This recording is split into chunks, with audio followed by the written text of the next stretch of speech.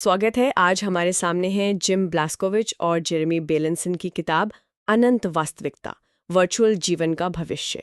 इसके कुछ अहम हिस्सों पर आज हम बात करेंगे। ये अंश हमें एक ऐसी दुनिया की झलक दिखाते हैं जो मतलब तेजी से हमारी जिंदगी का हिस्सा बन रही है, वर्चुअल रियलिटी की दुनिया। बिल्कुल। किताब ना शुरू में ही एक बहुत दिलचस्प सवाल उठाती है जो सोचने पर मजबूर करता है। सवाल है, क्या होगा अगर आपकी वर्चुअल जिंदगी आपको अपनी असली जिंदगी से भी ज्यादा असली लगने लगे। ये सिर्फ कोई कल्पना नहीं है ना, बल्कि एक ऐसी संभावना जो टेक्नोलॉजी की वजह से मुमकिन हो रही है। सही कहा। तो आज हम इन स्रोतों के जरिए यही समझने की कोशिश करेंगे कि ये जो वर्चुअल रियलिटी है, वीआर, और हमारे डिजिटल अवतार, मतलब वर्चुअल दुनिया में जो हमारे रूप होते हैं, वो हमारी सोच, हमारे रिश्तों, यहाँ तक कि हमारी पहचान को कैसे बदल रहे हैं। हाँ, और ये सिर्फ टेक्नोलॉजी की बात नहीं है, ये तो मतलब इंसान होने के अनुभव से जुड़ा है। मनोवैज्ञानिक सिद्धांत का जिक्र करते हैं इसमें, जिसे वो प्रोटियस इफेक्ट कहते हैं। Proteus effect? हाँ, वीआर के असर को समझने के लिए ये जरूरी है। अच्छा, प्रोटियस इफेक्ट, ये सुनने में थोड़ा सा मुश्किल सा लग रहा है। क्या आप इसे थोड़ा और समझा सकते हैं? किताब में कैसे बताया गया है इसे? हाँ, किताब इसे काफी आसान तरीके से समझाती है। बेसिकली आइडिया ये है कि वर्चुअल दुनिया में हम जिस तरह का अवतार चुनते हैं, मतलब वो कैसा दिखता है, कैसा व्यवहार करता है, उसका सीधा असर हमारे असली दुनिया के बर्ताव पर और हमारी सोच पर पड़ता है। ओह, हाँ, ये एक तरह का अवचेतन लिंक है हमारी वर्चुअल पहचान और हमारी असल पहचान के बीच। इसका नाम ग्रीक देवता प्रोटियस पर है, जो अपना रूप बदल सकते थे। यहाँ हमारा अवतार हमारे व्यवहार को बदल देता है। अच्छा, यानी अगर मेरा अवतार वर्चुअल दुनिया में बहुत कॉन्फिडेंट है या शायद लंबा है, तो उसका असर मुझ पर असल जिंदगी में भी पड़ेगा। बिल्कुल, ये तो कमाल की बात है। बिल्कुल। किताब में जो स्टडीज दी गई हैं, उनका हवाला देते हुए लेखक यही बताते हैं कि ये असर सिर्फ महसूस करने तक की नहीं है, बल्कि ये असल में व्यवहार में भी दिखता है। अच्छा, कैसे? जैसे उदाहरण के लिए, जिन लोगों को वर्चुअल दुनिया में लंबे अवतार दिए गए, उन्होंने असल दुनिया में बातचीत के दौरान ज्यादा आत्मविश्वास दिखाया। वो ज्यादा मुखर हुए। यहां तक कि जैसे मोलभाव करने वाले काम होते हैं, उनमें भी उन्होंने बेहतर परफॉर्म किया। अरे वाह! हाँ, और इसी तरह जिन्हें ज्यादा आकर्षक अवतार मिले, वो असल दुनिया में अजनबियों से बात करने में ज्यादा सहज महसूस करने लगे। ये तो अविश्वसनीय है।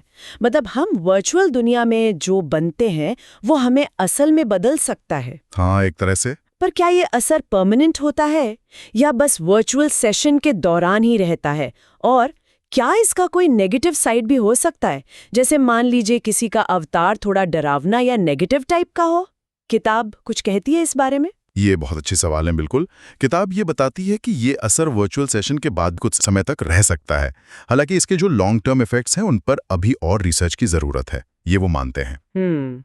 जहां तक नेगेटिव पहलू की बात है, तो लेखक इस संभावना से इनकार नहीं करते।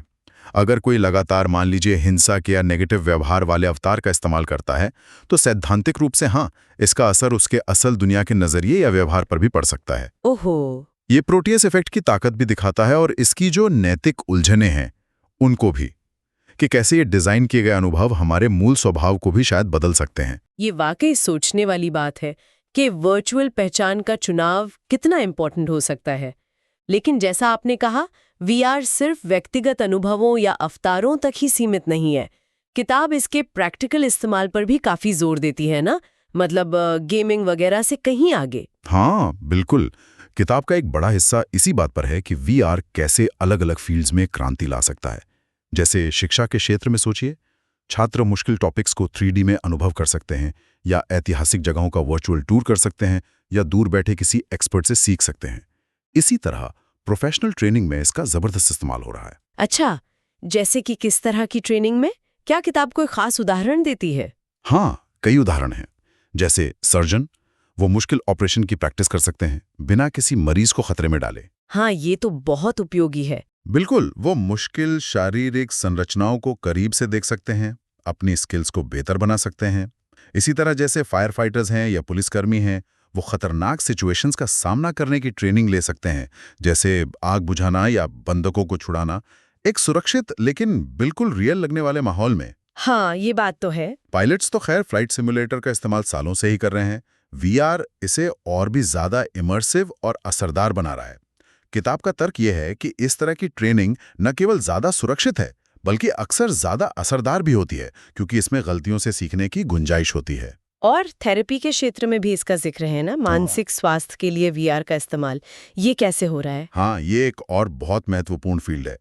किताब बताती है कि वीआर का इस्तेमाल एक्सपोजर थेरेपी में खास तौर पर बहुत प्रभावी साबित हो रहा है। Exposure therapy. हाँ, जैसे मान लीजिए जिन लोगों को ऊंचाई से डर लगता है, एक्रोफोबिया जिसे कहते हैं, उन्हें धीरे धीरे वर्चुअल ऊंचाइयों का सामना कराया जा सकता है, कंट्रोल्ड तरीके से। अच्छा। या जिन्हें भीड़ से घबराहट होती है, सोशल एंग्जाइटी, वो वर्चुअल सामाजिक परिस्थितियों में बातचीत का अभ्यास कर सकते हैं।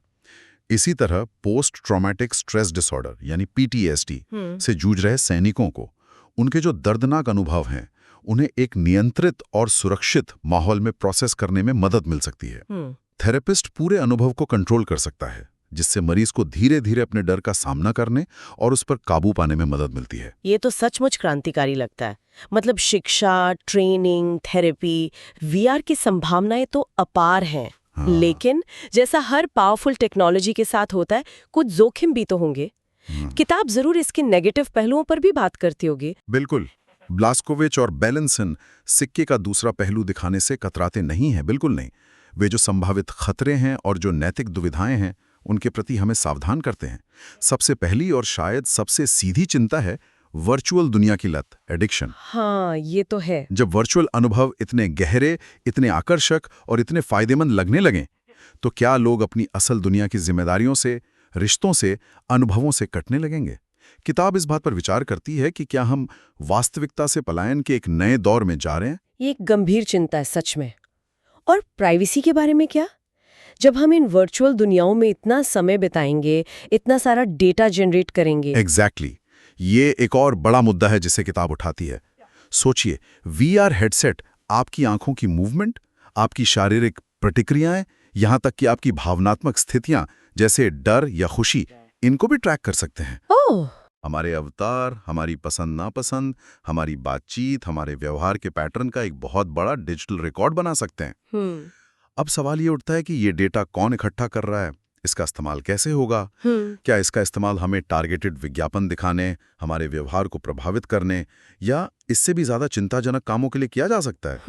किताब हमें इन सवालों पर गंभीरता से सोचने के लिए कहती है, क्योंकि नियम और कानून अभी भी इस टेक्नोलॉजी की रफ्तार से काफी पीछे हैं। लत, प्राइवेसी, और शायद एक और थोड़ी फिलोसॉफिकल चिंता भी है जिसका जिक्र आपने शुरू में किया था, असली और नकली के बीच की रेखा का धुंधला पड़ जाना। हाँ, और किताब के अनुसार ये शायद सबसे गहरा और दूरगामी असर हो सकता है।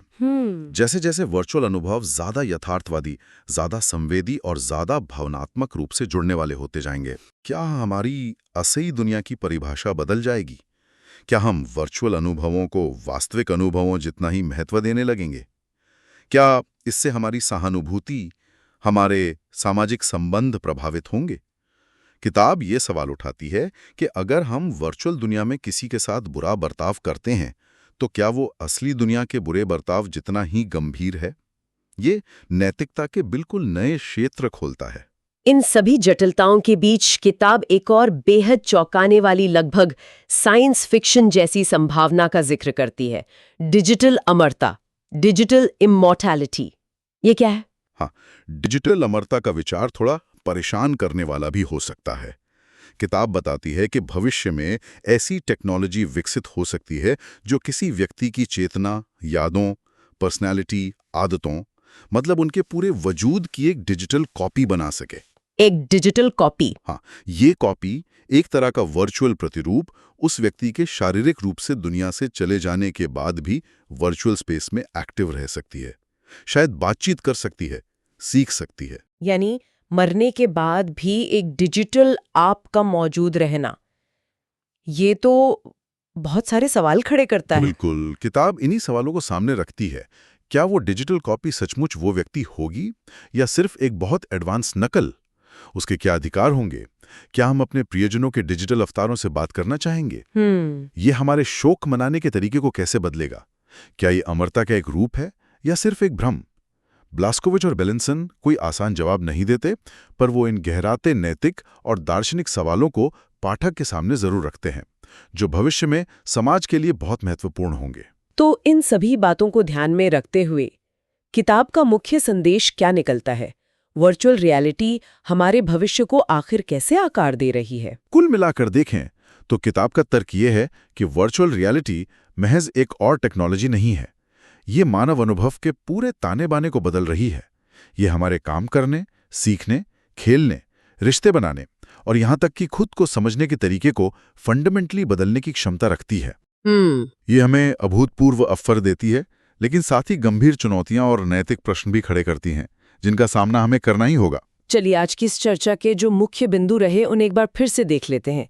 हमने शुरुआत प्रोटिस इफेक्ट से की, ये समझा कि कैसे हमारे वर्चुअल अवतार हमारे असल जिंदगी की सोच और व्यवहार को प्रभावित कर सकते हैं। ये कनेक्शन जितना दिलचस्प है उतना ही शक्तिशाली भी। बिल्कुल। फिर हमने देखा कि वीआर सिर्फ गेमिंग तक ही सीमित नहीं है, बल्कि शिक्षा, मुश्किल ट्रेनिंग जैसे सर्जरी या आपातकालीन प्रतिक्रिया, और यहाँ तक कि मानसिक स्वास्थ्य में भी जैसे फोबिया या पीटीएसडी के इलाज में क्रांति लाने की क्षमता रखता है। हाँ, ये फायदे काफी ठोस हैं। लेकिन हमने उन चेतावनियों पर भी गौर किया जो किताब देती है, जैसे वर्चुअल दुनिया की लत का खतरा, हमारी निजी जानकारी और बायोमेट्रिक डेटा की प्राइवेसी से जुड़े गंभीर सवाल, और सबसे बढ़कर वो असली और नकली दुनिया के बीच की रेखा के मिटने वाली दार्शनिक चिंता। और आखिर में हमने डिजिटल अमरता की उस भविष्य की संभावना पर बात की जो पहचान, चेतना और जीवन के अर्थ के बारे में ही गहरे सवाल उठाती है। बिल्कुल। अगर हम इन सबको जोड़कर देखें तो ब्लास्कोविच और बेलिंसन की किताब हमें एक बड़े सवाल के मुहाने पर लाकर खड़ा कर देती है कि जैसे जैसे ये टेक्नोलॉजी हमारे जीवन का एक अभिन्न अंग बनती जाएगी, वास्तविकता की हमारी अपनी समझ कैसे विकसित होगी।